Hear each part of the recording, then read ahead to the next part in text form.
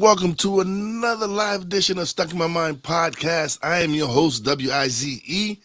I have a very special guest. He's known as the Learning Coach. Welcome to the show, Gregg Goodhart. Thanks so much for having me. I appreciate it. Oh, the pleasure's all mine. I love to always have someone I know this is going to be a great conversation. I was reading your bio, and so I'm excited. I'm really excited. Cool. All right, so let's just jump right into it. Yeah. So, I should have muted that. Hold on. Yes, I forgot to cut off my phone, people. It happens. Things happen. All right. So why are we not taught how learning works in school, and especially when we're young? That's when we're most. Yeah. So I'll start with this. The evidence that we're not taught is that we believe that everyone can try, and some people get A's, some people get D's. Bless their hearts, they tried. And, people try, they just don't get it. Some have a math brain, some have it. This stuff just isn't true. The whole idea of talent is a huge, huge misunderstanding. Huge. And what it is it identifies the mystery that we have. How do we get good at stuff? We don't know how people get really good at stuff. So there must be some magical element which we can't define. No one can define it. They can tell you what it looks like when it appears, but they cannot tell you, oh yeah, you have extra neurons in this part of your brain, or there's something in your shoulder. No one knows what it is. And so when we look at, and this trickles down into 6th grade, 4th grade, 1st grade, as well, they can try, but some kids have different abilities. Sure, you have different abilities. The ones you've developed, whether you realize it or not, and the ones that you don't have ability are the ones you have not developed. And frankly, in a large way, and I was part of the teaching system for a long time, in a large way, that's because of the way teaching works. So to get directly to your question, why are we not taught this in school? The overall answer is this.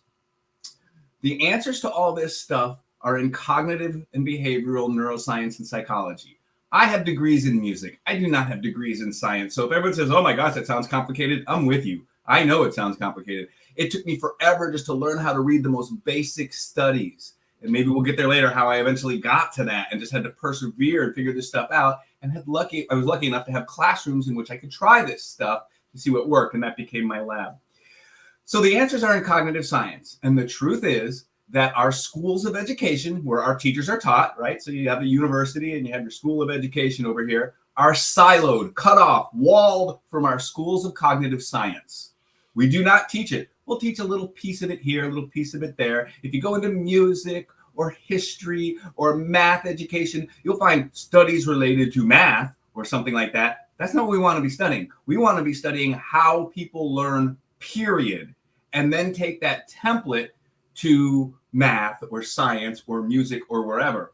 When you start doing that, it works in such a way that talent doesn't matter if it even exists at all. The problem is, and one of the reasons we've had such a hard time adopting it, is because first, it's really weird. It looks way different than I'll give you a quick example. We've probably all spent some time studying for tests in which we continually read things over and over or repeat. We got to learn the Bill of Rights. 1 is the freedom of speech. 2 is bear arms. 3 is quartering soldiers in private homes. And I'm going to memorize that. Then I'm going to do it again. Then I'm going to see, and then I'm going to do it again. That is the worst way to memorize things. At best, you'll get a short-term pop for far too much effort. That's the old cramming to pass the test. You could do it in far less time by studying something once, then putting a period of forgetting in between. And as your brain starts to let go of it, then remind it. It's called retrieval practice. That each time you remind it will be hard. It will make it look like you haven't learned. If you mass rep something, do it over and over, it'll look like you're getting better Because it's all present in your working memory. It's not going to be there tomorrow. You got to get it into your long-term memory. And our schools, the one thing they can do somewhat well is get stuff into your long-term memory. We're terrible at getting stuff back out of our long-term memories. Terrible. It's called retrieval practice. So this is one of many, many, many super unusual things that go totally against the grain of, well, I don't want to say what we're taught in school, because we are not taught how to learn in school. We're taught what to learn, then we're all sent home to figure out how to do it on our own. Now, combine that with the fact that we're not being told about the cognitive science. Combine that with the fact that the way this really works is super duper weird, really weird, and really discouraging at first than the way we're already taught. So we send everyone home to kind of figure out the bad ways we've already learned how to learn. And then we say, oh, well, it's too bad. You got to see, or maybe you should study harder. Has anyone ever gone in to get help in a class where they said, oh my gosh, I need to tell you about retrieval practice.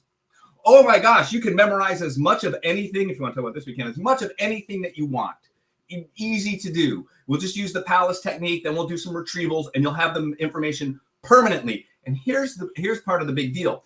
Well, who cares if I have the information permanently? I just need to pass the test tomorrow. Do you know why the class keeps getting harder and harder and more boring and more boring? Because you're having trouble following along because you haven't internalized the previous lessons. Each lesson is built upon understanding of the previous lesson. You know where this is worse? Worst? Performing arts and math.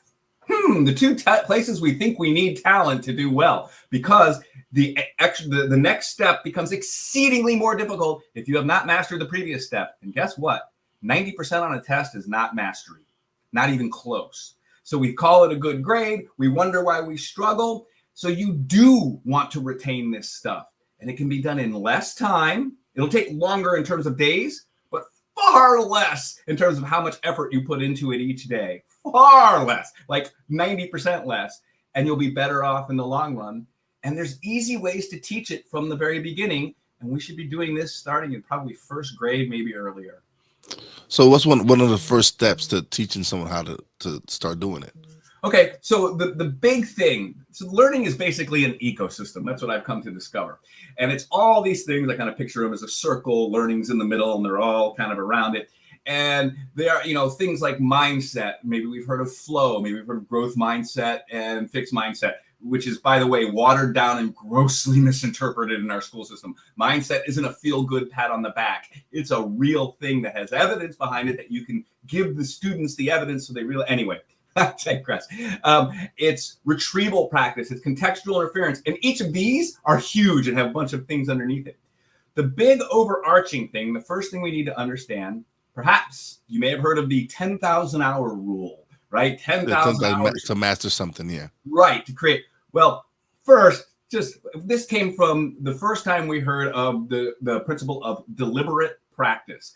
The first time was in 1993 in a study called The Role of Deliberate Practice in the Acquisition of Expert Performance by researcher K. Anders Ericsson and his team. And they've done a ton of work since then. And we may have heard of this. Okay, well, deliberate practice, 10,000 hours. Well, the 10,000 hour thing was completely fabricated by Malcolm Gladwell in the book Outliers. It was there to sell books. You can read Ericsson talk about it in his book, Peak.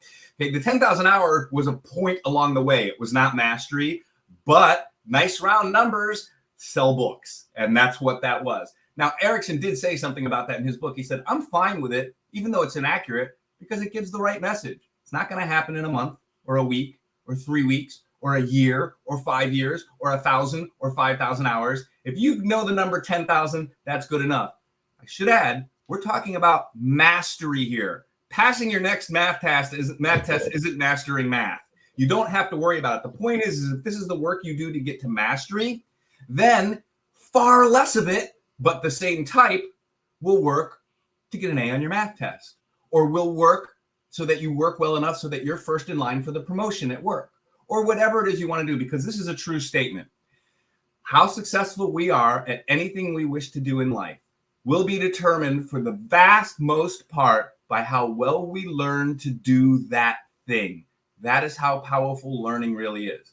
So the idea of deliberate practice, the one problem, there's no problem with deliberate practice. The one problem with the way we think and talk about it is no one can seem to learn how to actually do it. You get all this advice. Look for great. Mia Hamm says, just keep upping your competition. And we hear the stories of Michael Jordan being turned down by his basketball team, his high school team, and he's going to do this. We get all these piecemeal stories. We read books, good books about deliberate practice, like Anders Ericsson's book, or the wonderful, great book that I think every human should read called Talent is Overrated by Jeff Colvin. Wonderful stuff. And we still don't get it. And so when I started understanding deliberate practice, and I was still teaching in the high school classroom, I said, I got to teach this to people. I got to be able to get people to get this right away. And when you're a teacher, if you're good at what you do, if you know what you're doing, you always do something I call meeting the students where they are at. That is, do you know this? No. Then do you know this? No. You go all the way down till you find what they know and build up. The example I use is you write to be or not to be on the board. This is Shakespeare. Do you know who Shakespeare is? No. Do you know what that sentence says? No. Do you know what a word is? No. Do you know what the alphabet is? No. We'll start with the alphabet, and then we'll talk about Shakespeare later whenever we get there. You have to meet people where they're at. So how do you teach this? What can be a kind of complex process to people? Quick, interesting story. Anders Ericsson was at Florida State University. He taught at a couple of different places, and he was there when I happened to be going there for a few days to do some lectures and other things. And so I got up my courage and sent him an email. You know, he's the man. And he was kind enough to respond and show up to one of my lectures. It was one of the ones in a smaller classroom. So we had a full classroom, but it was, you know, college-sized classroom, whatever. Yeah. And I'm about to put the slide up that shows what I'm going to show you, which basically boils all his work down into a 3-step process. And I think I'm all clever. And I'm like, oh my gosh, he's sitting right there and I've never showed it to him. Oh, crap. Well, you showed it to him there. Well, I had no choice. You do not know the fear that I felt at that moment. Oh my God. And I remember, right, what does your mind do at that point? It goes, how do I get out of it? How do I get out of it? Like, there's no possible way. I'm like and so I clicked. He was fine with it. Thank goodness. We talked later. But so anyway, here's how you do it. Whenever you do something, do it this way. I believe we're on video. Yes. Make a plan. Do the thing, and then here's the part everyone leaves out, right here. Reflect on what you just did. What was good? What could I do better? Do mistakes make you angry? When you make a mistake, do you get upset and think you have a problem? Game over. Mistakes are your friends. They tell you what you need to work on. They are not, when you make a mistake, it's not because you are a mistake. It's because you made a mistake. Okay. And unless you're willing to learn from that, because you will make mistakes. There's no one in history ever who has ever lived who's gotten good at anything without making a lot of mistakes. So I had a guest on a couple of weeks ago, and she does an audio podcast. And she goes, oh man, she goes, I commend you for doing video. I can't do video. I'm not ready for video. I'm waiting for the time to be perfect. I don't want to make no mistakes. And I cut her right there and I say, stop. I'm like, that's the mistake right there. You're not, by you not attempting to do the videos, how are you going to learn when the mistakes happen, especially if you're going to be perfect, because it's never going to be perfect. That's right. Things are going to happen. You're going to have technical difficulties. Something can go wrong. So there's never going to be perfect. So for you to wait for perfect, it's never going to happen, because then you're always going to keep waiting. And she was like, you're absolutely right. 100%. Because if I don't practice, if you don't do it, how do you know what you know? To do it? Yeah, how are you going to know what to do? How do you know what you know if you don't attempt it? Isn't it amazing? I have talked to people, from professors at top universities to kids in inner city schools. Everybody starts doing what you're doing. Oh yeah, I know some of this. Now, you're probably better at it than most. You're curious. You've been out thinking about things like this. It's probably why you do a podcast and things like that. Yeah. You're a little bit, you probably noticed, you're a little bit ahead of the game in thinking about this stuff. But everyone has parts of this. Otherwise, we wouldn't learn anything. When we start getting the whole ecosystem and putting it together. I mean, when people see this, they go, oh, that's kind of obvious. Then why'd I have to show it to you? Why are we applying it? Why aren't people doing it? Well, there's a good reason for that. Well, okay, absolutely, because we're not going to get into that right now. But no, it's how hard it is to reflect. It takes no, mental energy. it's not really. It's okay. Yes, it is No, not. go It's ahead, hard please. to me. It's, I guess because the way I look at it, because I do sit down and reflect on what could I have done to improve it, or what could I have done to make it go better, or where did I mess up at? How do I adjust it to not do that same mistake over again? So to me, it's obvious to me why I reflect. And so it kind of, I look at it and I wonder why other people don't find it so simple. Because I look at it and I see it as simple to be able to reflect and be like, all right, this didn't work out for me this way. So if I do it this way, maybe it might work out for me. So that's why for me, when I seen what you put up and I reflect, I know what it. That's what I when I do I set up what I'm gonna do. I plan it, I execute it, and then I reflect on where I got it wrong, what mistakes I made, how can I improve on what I'm doing, and that's how I do my podcast. I build on that. Where could I have improved? Should I have asked this question? Should I have done this? It's always a reflection of what I'm doing. So I feel that's how it helps me improve on each and every show. That's next level. Many people, hey, I know about it now. I didn't do my schoolwork that way. I certainly didn't. None of us did. That's not how we were taught. That's not what we exactly. Like, we're like, no, you got to study hard and yeah, study how, but do a lot of it. Whatever you're doing, just do a lot of it. Yeah, like so, it didn't show you how you had to sit down and reflect on it. Like, yeah, so most people have. I mean, this is why you're next level, because most people have at least two problems doing this reflect part. It's a lot easier just to do, and then I'll try this and do, and then without thinking about it. There's two things going on with the reflect part. You're not going to learn. Yeah, absolutely. Yeah. First thing is you have to engage your prefrontal cortex to make you do something you don't want to do, okay? Because you're used to not doing it. The first thing you have to do is called orienting selective attention. That's, hey, you ever ask a kid to take out their garbage on Tuesday night and all they have to do in the middle of summer is walk it down the driveway? Geez. They're not complaining about walking it down the driveway. They're complaining about having to reorient their selective attention. And you can train this in small bits. That's a whole other story for studying. But here's the other one, and we already touched on it. People don't like making mistakes.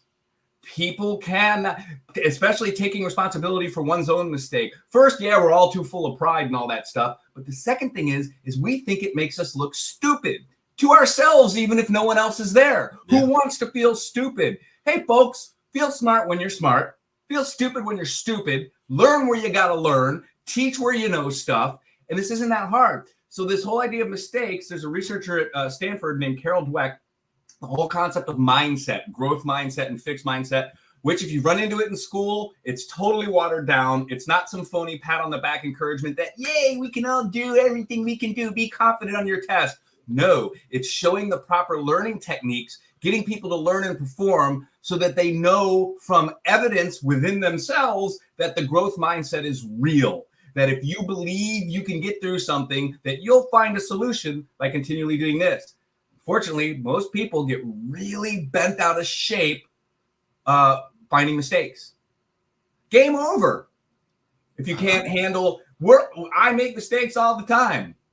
And I do my best to, and by the way, they make me angry, they make me upset, and that lasts 3 seconds. Okay? I say, oh my gosh, you're being ridiculous. Yeah, you gotta let it go. Yeah.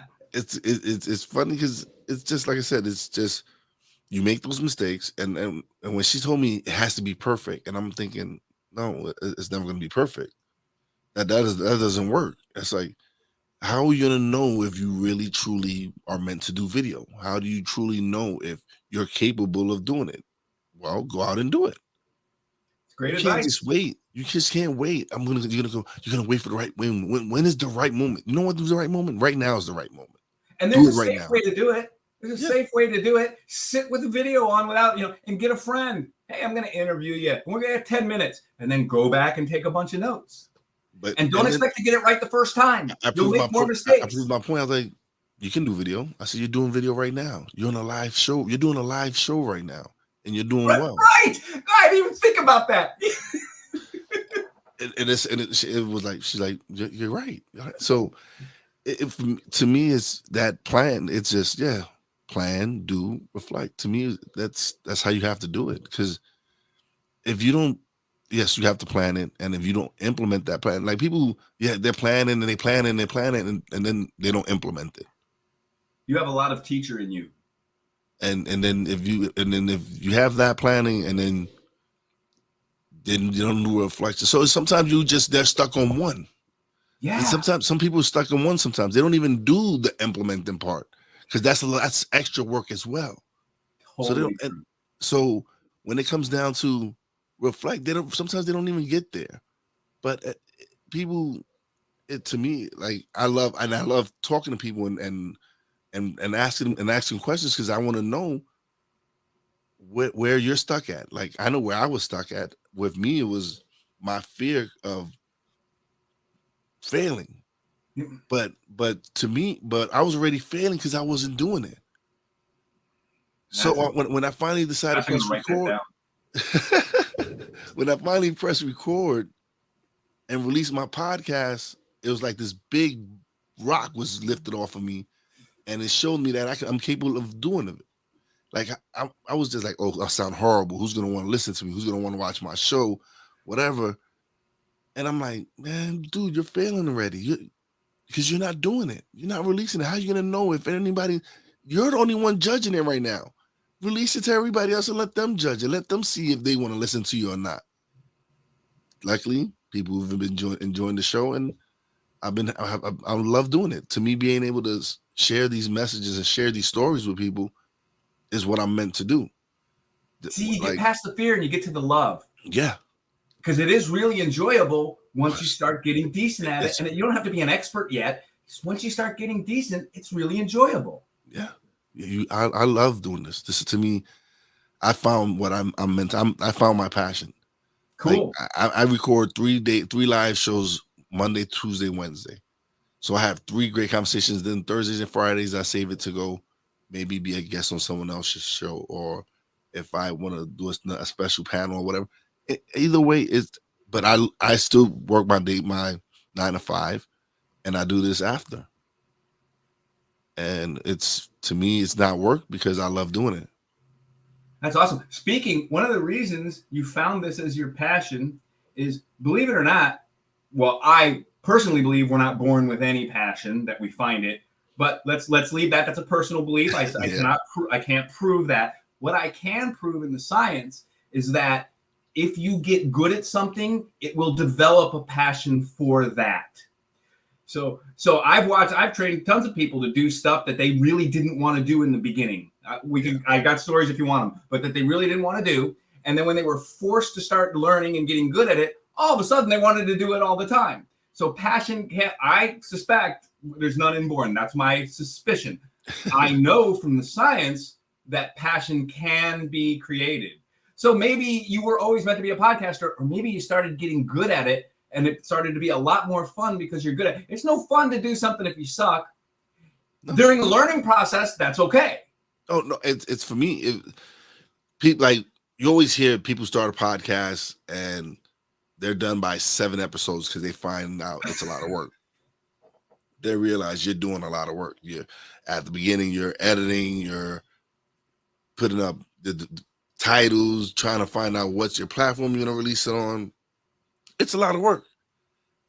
And they're like, man, I don't want to do this. And they get tired. And after 7 to 10 episodes, maybe 20, they might get to 20, and then they won't drop another episode ever again. For me, once I've got past 20, I was like, this is cake. Yeah. All right, let's do this. And now as far as my audio, I'm at 100, and I just released 160 episode 164. Yeah, I saw that. And then as far as everything else with the video aspect of it, because I started doing video last year, I've probably done 80 to 90 pre-recorded videos. And since I think August or September, I've been going live. So it was just, it's been a transition. You just it went started from, that. yes, it's been a transition from audio to video, pre-recorded video, to doing a live show now Monday, Tuesdays, and Wednesdays. What made you want to do live? The audience interaction. I get to see questions. I get to see people come by and chat, and it's just always a great experience. And I did that because I do a sports radio talk show with two of my friends.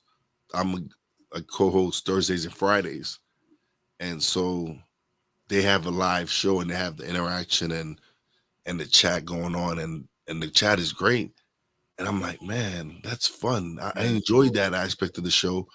It made me real. It to me, it's like it makes it their show as well because they get to interact. Because I have BS3 Network, which is my friend Ben. He's a great dude. He'll stop by, say what's up. Then I have other guys that stop by, other podcasters who come by, and sometimes people. I had a friend. I had a guest on.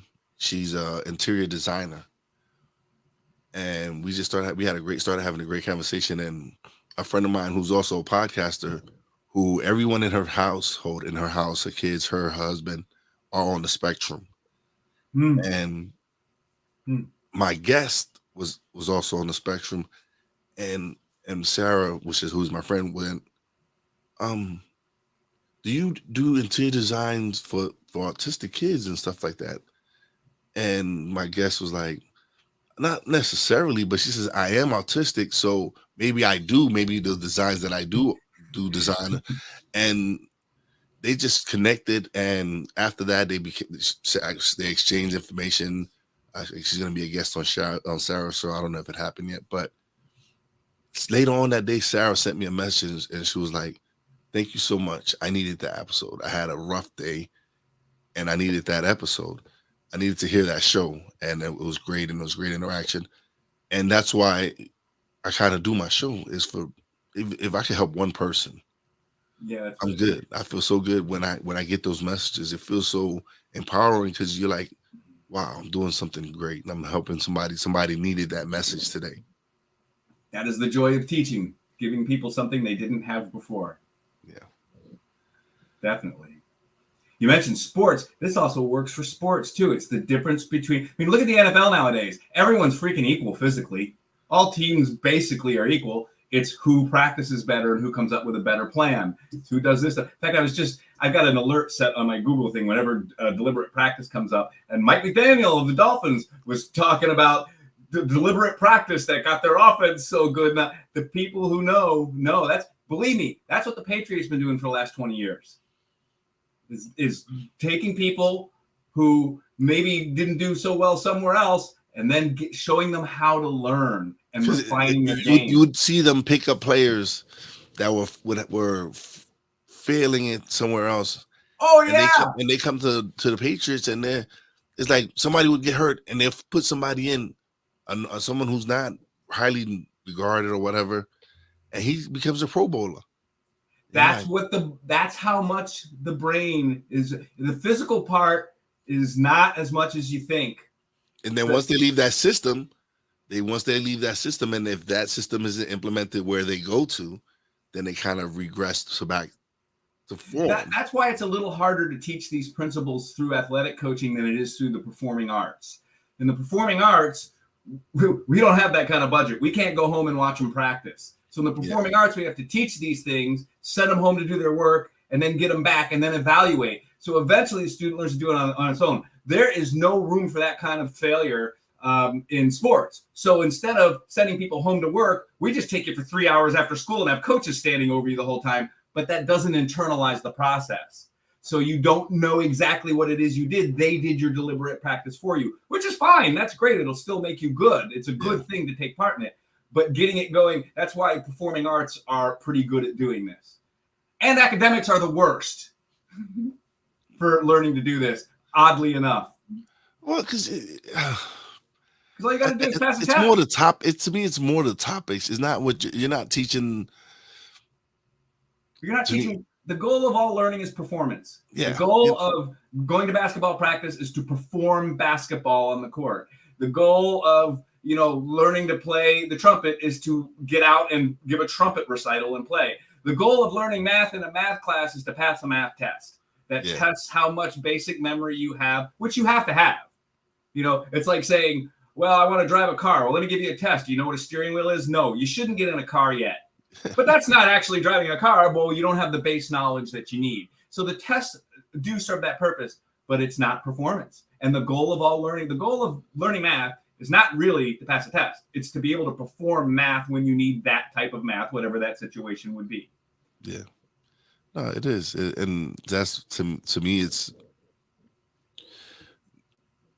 you have to we've been taught so different. It's more as they're teaching us what they want us to learn. It's to me, there's so much to learning. The content is up to whoever. Let people figure that out. Let politicians figure that out. Let school boards figure that out. But whatever it is you're going to learn, let's have the learning. Whatever it is you're going to learn, we can debate. People can talk. And I don't have a whole lot of feelings about that anyway. That's fine. But do it this way. Yeah. And I'm always fond of saying, this exists across the whole entire spectrum, not autism I'm not talking about. Yeah. But I'm saying you could use it to feed the hungry of the world or to rob a bank. Okay, you'll get good at either of those things. You can use it for good or you can use it for evil. I just say, please always use it for good. No. I agree. It's just the way we're taught. To me, there's different ways and stuff, but we're just not taught how to learn. Yeah. People think, it'll take too much time. I'll have to, and I've gone to schools and talked to them about this stuff. Yes, you will be behind the first week. By the fourth week, you'll be so far ahead, it'll blow your mind. I mean, it's not even going to be a little. It's not going to be like a little difference. It's going to be like, oh my gosh, everyone in class got 98% or better on the test. How did this happen? And then after the investigation, because you will be investigated for inflating grades or for cheating or something, and when they check and check and check and check and can't find any of that, they're going to go, what did you do? I learned how to teach. I started by getting them to memorize everything very easily, and then we built conversations upon that memory for critical thinking. And anyone can memorize as much of anything that they want to at any time. The human brain is amazing. We're just terrible at getting it to memorize and retrieve. But you know what it is also. You have to want to learn. You have to want to. Motivation.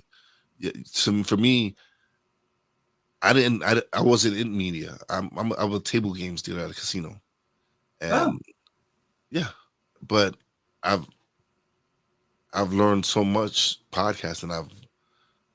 Because I've learned how to edit video, edit audio, create. Not as easy as it sounds, is it? No, it's not. It's not. But I wanted to learn. So, what was your motivation? Do you think? Like, what was pushing you towards that? Pushing me to what? To learn? Like, what made you really want it? Because I could put anything in front of you and you'd say, maybe I want to do this, maybe I want to do that. But for some reason, you were really motivated to do the learning about video and editing and all that stuff. Like, because to me, if I was seriously wanting to do it, I needed my quality to be the best. I needed. That's it. To me, it was people. If people are going to give me something precious as their time, I wanted to give them best quality for me as possible. So the best quality is me learning and improving. There's the two things: a commitment to personal quality and a desire to reach an end goal. That's it. Very cool. No, keep talking. That's really cool. No, that's how I looked at it. It was like these people are spending hours with me and listening to what I'm sharing with me and my guests and everything. So to me, I had to give them the best. I had to invest in a mic. I invested in a quality camera. I got me the Rodecaster Pro. It was me wanting to improve, making sure. Yes, and listen, everybody, if you want to start a podcast, anyone out there, you can start with your phone. Your phone's sometimes your phone is just as good quality. You don't have to go out and buy expensive equipment. I just chose to do that because that was my choice. I felt that this is what my audience deserved, and this is what I wanted to invest in myself. So it just seemed right for me to do that. For me to wanting to learn was to improve and invest in courses or speak to someone and networking. Because there's things I didn't know and people know. Most people are happy to help and give advice. Yeah.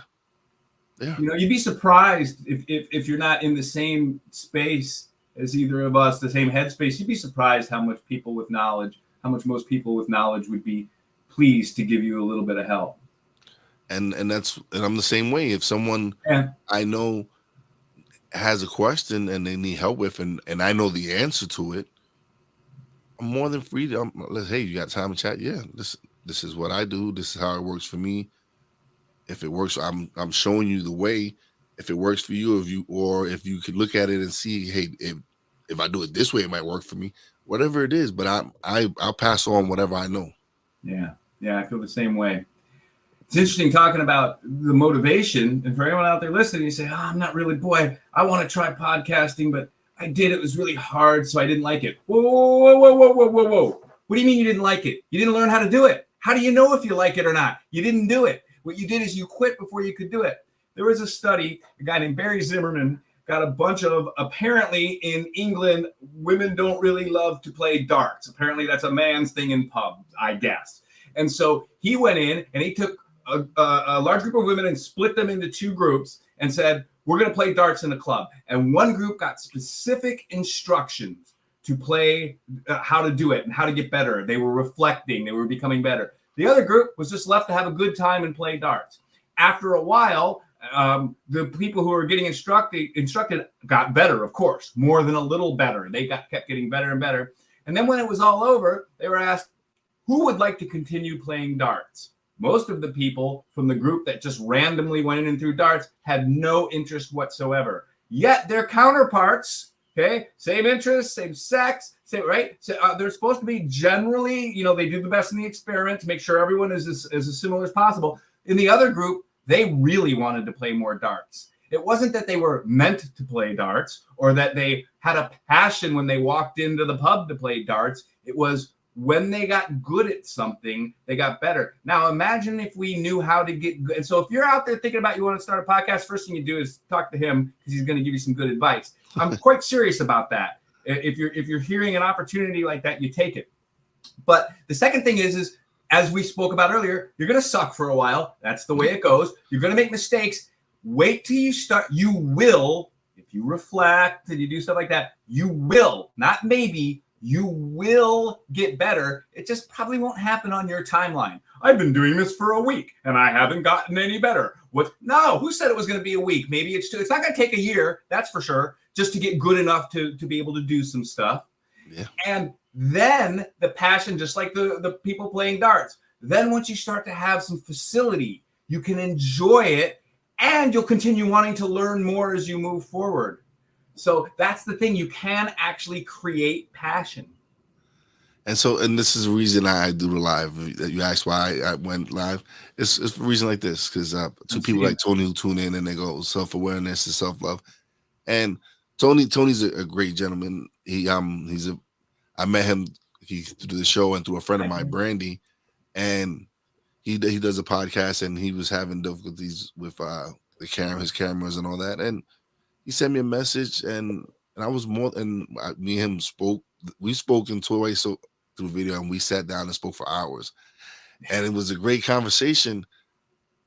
But at the same time, I was trying to help him with his equipment because he's like, I'm old, I'm not tech savvy. And I'm like, hey, whatever, I'm willing to help. I love to help. And we had a great conversation and he's a great dude.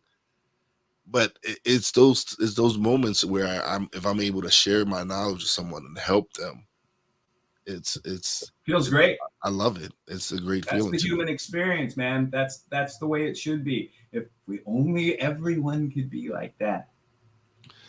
And but now we're going to go somewhere we shouldn't go. So let's talk about skill development. But it's funny that you said something earlier. You said you're meant for teaching. Like you're meant for coaching. You have teacher in you. Yeah, I have teacher. You've got a lot of teacher in you. And it's something that I'm leaning into going into coaching and stuff like that because perfect. I feel that's something I can excel at because of my life experiences and because of what I'm still learning now. So and to me, when you teach, you also have to listen. Yep. And if you're able to listen, you can hear what their issue is, what their problem is.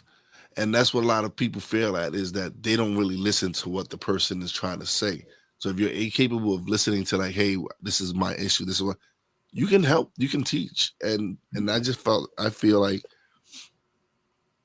this is that's the next step for me, is going into teaching and coaching, because I feel Do like it. I have so much to offer, and I feel Not I only can do you help have a a lot of lot to people. offer, but you understand the whole mistake learning process. You will get better at it every day. You should do it. Thank you. Thank you. I appreciate that. I really do. I don't lightly say those things. I don't do false praise. It's dangerous. I don't do the pat on the back, you're great, to people when they're not. When I say you've got the teaching gene, I guess, you would be good at that. And maybe not at first, and that's okay. No, I mean, and there's so many, like in coaching, there's so many positions where you can just like walk on, right? yeah. And like, okay, well, I'm not getting paid, so all I have to do is be better than completely awful, and and then from there, I mean, little by little, right? Because here's what happens when you adopt the learning principles that you clearly know a bunch about, the things that I'm talking about. You will always get better at whatever it is you're doing, wherever you're at, like this. And then people notice, and you know what they're going to say? This guy's talented. but that's where it comes from. Then you'll get another opportunity. And you know what? It'll be a little above you and it'll be hard. And guess what? You'll make mistakes and you'll learn from them. And then you'll do the next one. And then someone the next step up is going to say, hey, the offensive coordinator is leaving. We need some. Hey, this guy's been showing promise. Why? Because he does the work and learns from mistakes, but they won't notice that part. That part happens internally. And before you know it, you're the coach of the Chicago Bears. Why the Chicago Bears? I don't know, because I'm from Chicago. Oh, they're horrible though. They see you're from Pennsylvania. How about the Eagles? They I'm not an great Eagles fan. I'm not an Eagles fan. I'm a Giants fan. I believe. Hey, good for you this year. Good for you. Oh yes, I'm so happy. We've been bad for so long since the Super Bowl teams, but yep, good for you. Yeah, they're doing pretty good. And They again, sure are. You know what it is to me? Again, it's funny because it starts with the coaching. They never really had Dayball. Yeah. Dayball, yes, that's the difference. They truly have a head coach now. To me, I really didn't like the other head coaches. Joe Judge, hey, no disrespect to him, but he was I didn't like him. He was a special teams coach. Let's come on. He wasn't a head coach. And Pat Sherman before that, and before that Ben McAdoo. It was just horrible. But now you actually have a GM in Joe Shane who knows what he knows what he wants. He brought in a coach. He brought in a teacher, because that's what Brian Daboll is. Brian Daboll is a teacher of men, and the system. That's how important learning is. And he uses what they do best. He's like, this is what he's gifted at. This is his talent. This is what he's best at. So why not coach him up in there and help him develop that even more and take that to another level? And that's what I feel. And that's what I feel he's done with his team. And you add a Saquon to that, and you got a team. Oh yes, I love Saquon. He's been hurt. I'm so happy for that guy. I'm not a Giants fan. I did live in New York for 5 years when I was a kid. I'm not a Giants fan, but I'm so happy for Saquon. I thought his career was over. Yeah, no, everybody did. Nobody thought he was going to have the season he's having this year, leading the NFL in rushing. Really happy for him.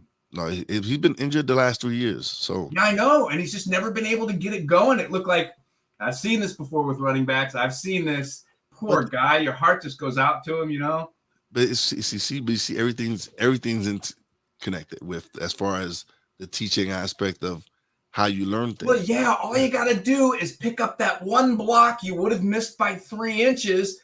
And Saquon's got this much daylight. And that little thing in that little block with that lineman who might not have been in on that play, but Daboll knew to put him in on that play, gives that extra 3 inches. And that's it.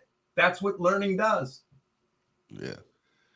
But oh man, this is great, man. Look, see, this is why I love my podcast. So we start off with some basic questions to get you started, and you can talk your magic and talk what you do.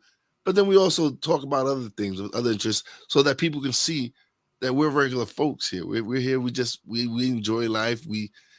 but you're teaching something that's very important, man. What you're doing out there right now is and teaching and helping people develop is a skill, is something that people need to learn. Hey, I it's and how, if you're going to be successful at something, you're going to have to learn to do it well. I don't care if yes, it's stockbroker or janitor. I don't care what it is. Take your job seriously. Do it. And here's the other thing that happens. I don't know if you've heard of the concept of flow. This idea when you start working on something and you think it's been 10 or 15 minutes and you look up and it's been an hour and you're like, man, I've been working hard. That, some people call it being in the zone. That is an actual psychological state that a researcher named Mihai Csikszentmihalyi, spelled just like it sounds. Mihai I don't know Csikszentmihalyi. how that's spelled. I don't know I nothing. know I'm being a goofball. It's ridiculously spelled. It's hard. And but he decided he wanted to study that, devote his whole career to studying what that was. And he started to figure out what this flow state is when you get into something and you're so dedicated to making it happen that you lose sense of time and space and where you're at. And it's when you start to get that thing moving that you get totally into what you're doing and you make tons of progress. And that can happen at any level. It just, so wherever you want to do it, I want to become, boy, I'm just starting out and whatever, I guess, I'll just start out at the local whatever and get a job doing whatever I can walk in the door doing. But whatever that is, pay attention and reflect on everything. Oh, I'm a janitor, I'm a mop. But you know what? I noticed if I can use less water if I do this, and the water stays cleaner if I do. You start doing those sorts of things, not only are you going to get better, someone's going to notice at some point. Someone will notice. I don't care if your job is the lowest level job in a big corporation, someone will notice. And then you'll get a little more opportunity. But you can't say, I expect this to happen in a week. Just do it. Just reflect how to do everything. And what happens is you create flow by doing that. It makes your job more fun, even if it's tedious. Go ahead, man. It's funny it's because I was watching another podcast that I watched, and he had a guest, and the guest told him how he became a well-known DJ and all that, and had the success he had. He says, "You don't want to know how I started out? I would go with a friend of mine. He's DJing at this radio station in Long Island. I would carry his crates and everything. And when I would get there, I noticed that he had to, every time something happened, like if somebody was at the door, he would have the one to go to get the door. So, or if the phone rang, he had to be the one pay. And he says, yo, one day I just asked him, I said, yo, what happened? The guy quit on you? The guy who says, nah, man, I don't have anybody to do that. He says, yo, I'll come and I'll do that for free. He says, I'll come do that for free. And that way he got his foot in the door. So yeah, he started off just opening the door, answering phones. But at the same time, he's learning. He's listening to seeing what the DJ does and all this other stuff. But he's there learning, but he's doing other things. But he got himself in the door so he can start learning. Yeah.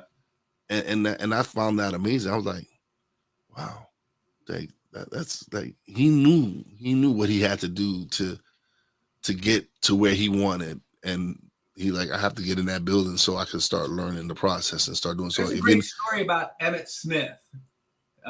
For you youngsters who don't know, the all-time leading rusher in the NFL. Yes, yeah. And for a while was on just a force in football, which was the early '90s Cowboys, part of the triplets, right? He knew he was going to have a life after football. I'm sure he didn't know, like we all didn't know, that he'd last that long as a running back. That was amazing. Yeah. But anyway, he asked Jerry Jones, for those of you who don't know, that's the billionaire owner of the Cowboys. He said, can I come into your office and just sit and watch you answer the phone and talk on it for a couple hours?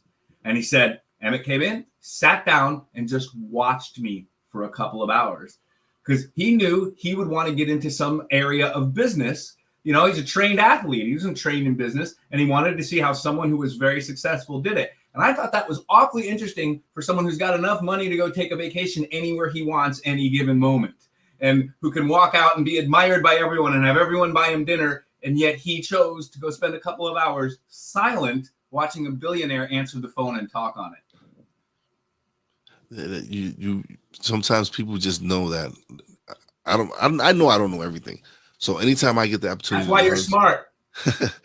That's why anytime I get the opportunity to speak to someone and learn something new, it's like, all right, let's do this. Let's have this conversation, or just be able to interact with someone and talk and just put out great energy and just the vibes and the Fun. conversation. It's just a fun time, and like the time just blows by. Like when I do this, sometimes I'm like, I'll be amazed that we've been speaking for over 45 minutes. Some Flow. sometimes I've gone over an hour with some guests, and it's just because we just having a great conversation. It's just flowing naturally, and That's what you sent me. I was talking about when you're yeah, just so involved, and I add something, and you add something, and I add something, and it's just, and we keep going back and forth. It's very natural, but it's captivating. Your mind just gets wrapped up in it. I know I am right now. but yeah, it's just I love the interaction. This is why I do it. People leave the comments. He says, "Don't let you kid me. I drove him nuts." Just kidding. It was a genuine conversation, priceless. And then my man Brian Snow, who I do, that's the Snow Man in the Morning. That's the show I do Thursdays and Fridays. Dream big, do bigger. And thank you. I appreciate that, Tony. I really do. But I do it because of the interaction. I love this. I know this is my homeboy behind me. He's always coming through sharing love. So I do it because I know